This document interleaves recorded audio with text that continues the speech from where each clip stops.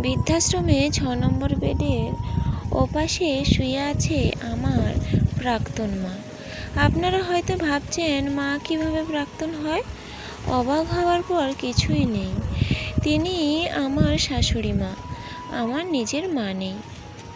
যখন আমার বয়স 11 তখন আমার মা চলে যান এই পৃথিবী ছেড়ে।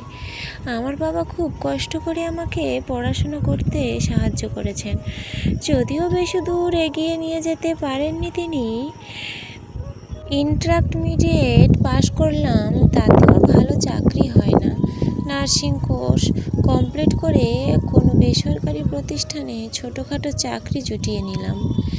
আমার প্রেমিকের আর্থিক অবস্থা খুব ভালো, সেও শিক্ষিত ছেলে। 3 বছর সম্পর্কের পর সে বাবা মাকে রাজি করিয়ে আমাকে বিয়ে করলো।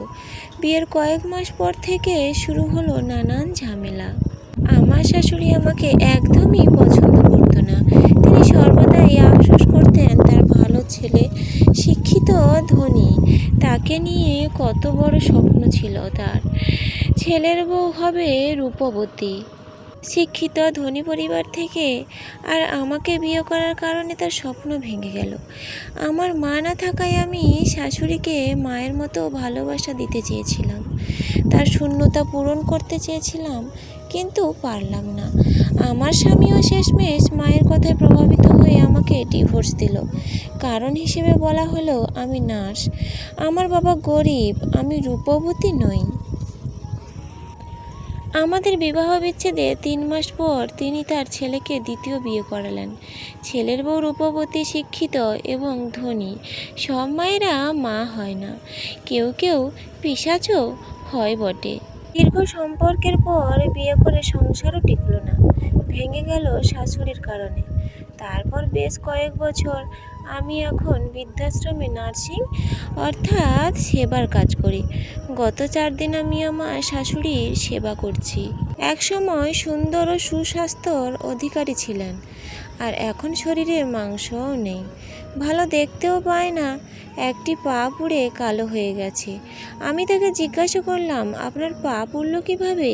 তিনি বললেন, বড় শখ করে ছেলেকে শিক্ষিত মেয়ে বিয়ে করালাম, সেই বউ আমার পা পুড়িয়ে দিয়েছে, কারণ আমি গরম জলে স্নান করতে চেয়েছিলাম।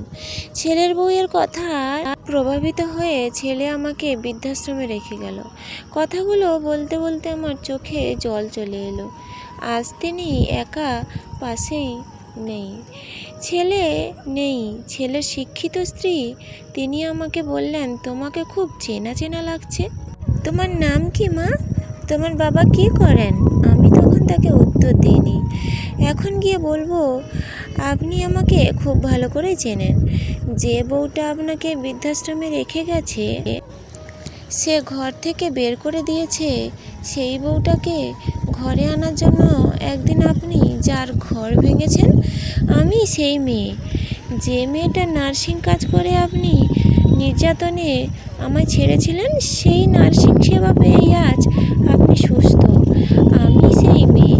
আমি দেখতে কুৎসিত, আমার বাবা গরিব, আমি নিম্ন শ্রেণীর নার্সিংয়ের কাজ করি। আমার এই নিম্নমানের কাজের পয়সা দিয়েই এই বৃদ্ধাশ্রম বানিয়েছি। আপনি আমাকে খুব ভালো করেই চেনেন। আমি আপনার সেই বউ, যাকে আপনি একদিন কুকুরের মতো ঘর থেকে তাড়িয়ে দিয়েছিলেন।